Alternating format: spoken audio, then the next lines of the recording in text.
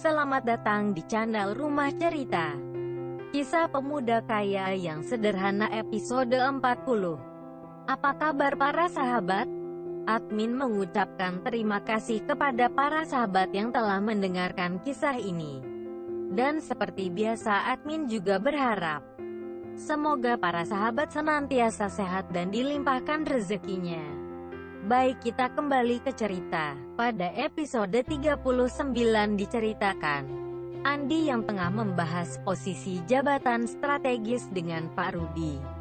Kali ini terlihat tim Andi dan tim Pak Rudi tengah merundingkan posisi-posisi strategis di perusahaan itu. Saat itu Andi menunjuk Pak Theo sebagai direktur utama.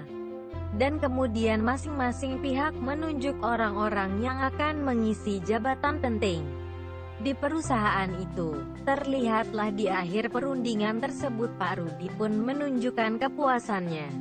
Walaupun saham Pak Rudi hanya separuh dari nilai saham milik Andi, namun semua usulan Pak Rudi diakomodir oleh tim Andi dengan sangat baiknya.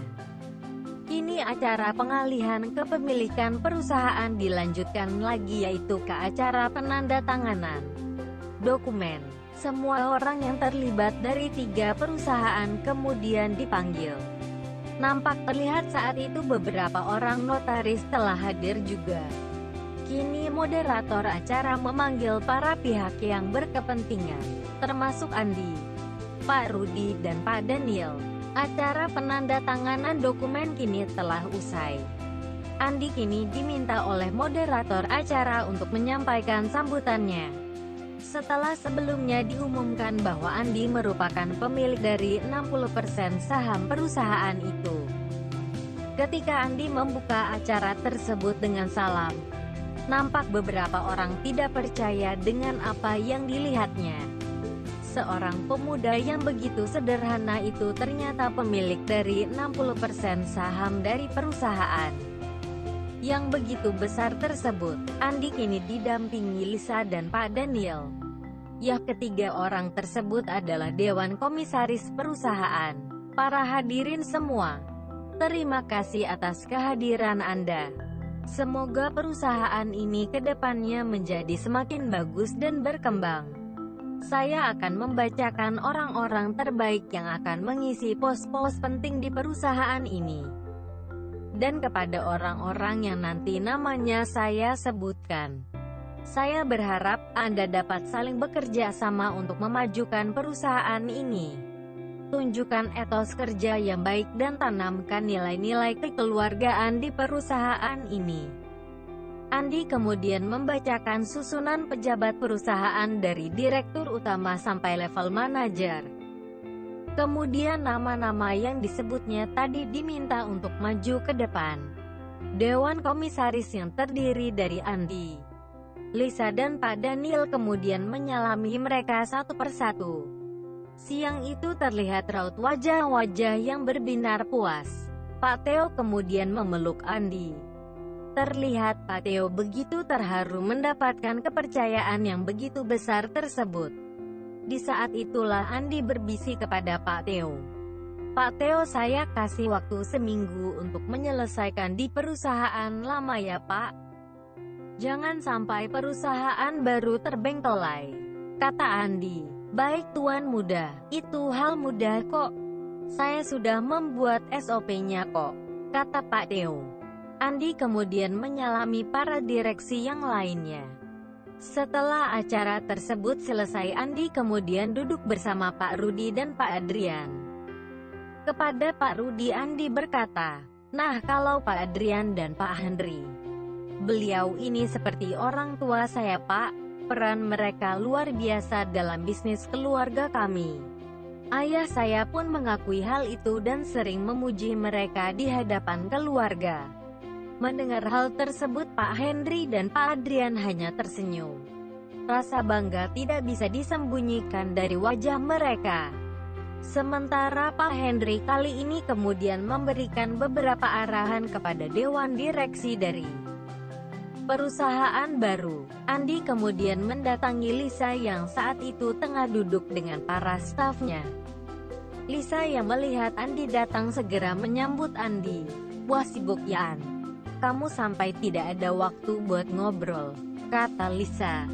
"Iya niris, tapi sudah mendingan kok sekarang. Makanya aku bisa kesini." Saat itu terlihat beberapa staf Lisa begitu canggung kepada Andi. Apalagi kini mereka telah mengetahui siapa Andi yang sebenarnya. Pemuda yang begitu sederhana itu ternyata pemegang mayoritas saham di perusahaan yang begitu besar. Kini Andi yang duduk bersama Lisa dan teman-temannya segera berbincang-bincang. Nampak sekali Lisa begitu bahagia ketika Andi ikut dalam obrolan mereka. Andi kemudian berkata, "Lis, mungkin aku ke depannya tidak terlalu aktif di perusahaan itu. Kamu kan tahu sendiri kesibukanku sebagai apa." Lisa yang mendengar hal tersebut kemudian tertawa. "Ya, An, kamu jadi cleaning service di tempatku saja, An. Ditanggung gajinya 10 kali lipat dari sekarang," kata Lisa sambil bercanda.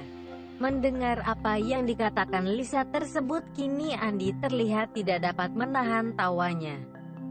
Sementara orang di sekitar itu tidak mengetahui apa maksud dari kata-kata Lisa tersebut.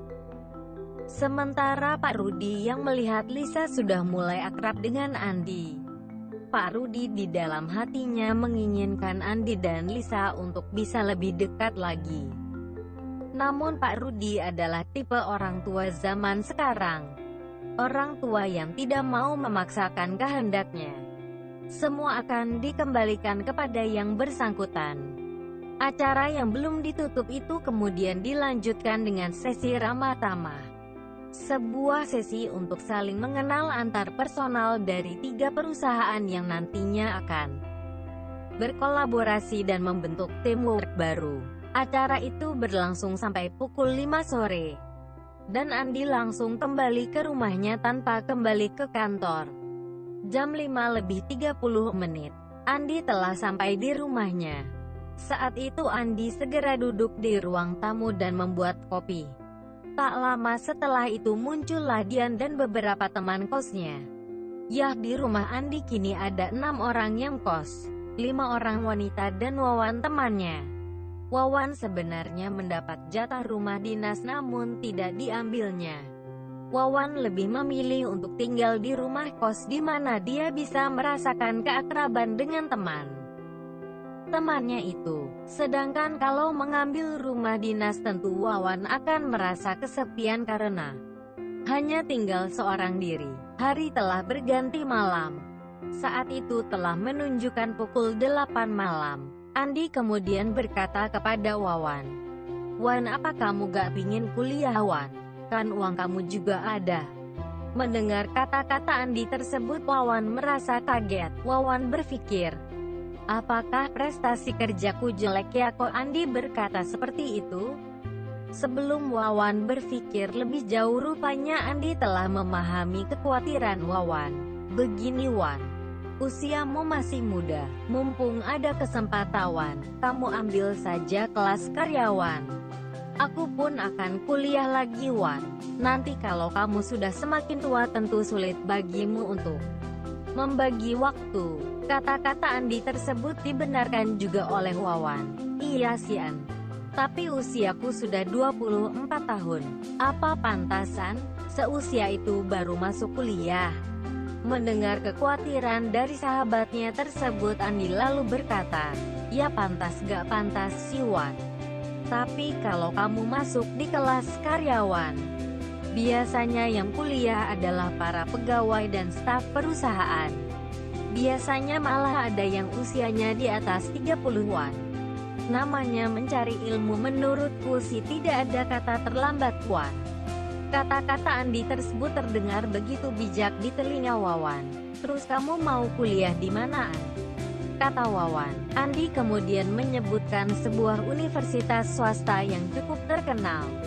"Kalau kamu mau di situ saja, Wan, bareng aku. Kamu ambil S1 dan aku ambil. Oh, nanti aku akan meminta atasanmu untuk memberikan izin khusus bagi kamu, biar waktunya bisa diatur. Lagian kamu bisa memilih mau kelas malam atau akhir pekan, Wawan." kata Andi. Wawan yang mendengar apa yang dikatakan Andi kemudian terlihat memeluk sahabatnya tersebut. Terima kasih ya An. Kamu banyak banget menolong aku. Aku dulu memang pingin banget kuliah. Tapi karena keadaan orang tuaku yang tidak punya, membuatku membatalkan niatku itu. Ini seperti mimpian buat aku dan orang tuaku. Kemarin aku sekolah SMU saja aku dibantu salah satu kerabatku, kata Wawan. Iwan yang mendengarkan hal tersebut kini menjadi terharu. Wan, kalau kamu kurang biaya gak apa-apa nanti aku bantu, kata Andi. Jangan An. Gajiku sudah cukup kok buat aku kuliah. Ini aku juga sudah beberapa kali kirim uang untuk orang tua dan adik-adikku. Mereka malah tidak percaya aku bisa kirim uang sebanyak itu kepada mereka. Kiriman uangku terlalu besar untuk ukuran orang kampung, kata ayahku. Andi terlihat begitu terharu dan bahagia ketika Wawan menceritakan hal tersebut. Andi kemudian berkata kepada Wawan, Wan boleh tidak nanti kalau ada libur panjang aku ikut kamu ke kampungmu. Wawan yang mendengar hal tersebut lalu berkata, wah apa aku gak salah dengar ya? Boleh An. Tapi ya gitu suasana di kampungku. Kami hidup dalam kesederhanaan. Dan kampungku tidak semaju kehidupan di kota. Malah boleh dibilang ketinggalan zaman. Andi tampak terharu sekali dengan cerita Wawan. Malam itu lalu Andi mengajak mereka yang kos di tempat itu untuk makan bareng di luar. Dengan memakai mobil Wawan kini mereka telah berada di sebuah rumah makan. Dian dan Nuning terlihat begitu bahagia. Wah sering-sering saja Wan kamu ngajak kami makan malam. Wawan kemudian menunjuk ke arah Andi. Itu bosnya. Lalu mereka terlihat tertawa. Yan bagaimana dengan Doni kok aku jarang melihat ya? Kata Wawan. Dian yang mendengar hal tersebut lalu berkata, Doni di kantornya sedang sibuk mulu nih Wan. Kayaknya sedang ada audit, jadi ya gitulah. Di saat mereka makan malam itulah Nuning salah satu orang yang kos di rumah Andi berkata kepada Andi, Mas Andi, maaf ya Mas Nuning belum bayar kos. Ini Nuning malah rencana mau pulang kampung. Orang tuaku sedang kesulitan ekonomi. Jadi sepertinya beliau tidak mampu lagi bayarin kuliahku. Aku juga bingung nih Mas. Mana sudah semester 6 lagi. Terlihat Nuning meneteskan air matanya. Mendengar hal itu lalu Andi berkata, wah kok di itu ya Ning. Sayang banget tuh Ning sama kuliahmu. Iya Mas, lalu bagaimana lagi? Aku juga tidak ada solusi lain Mas. Andi kemudian teringat pada Linda yang akan menjadi manajer ekspor-impor. Ning ada solusi pertama bagi kamu menurutku. Nanti solusi kedua dan selanjutnya kita pikirkan bersama-sama, kata Andi dengan seriusnya. Itulah kisah pemuda kaya yang sederhana, episode 40. Silahkan like dan subscribe jika berkenan. Bagaimana kisah selanjutnya? Ikuti terus cerita ini. Terima kasih.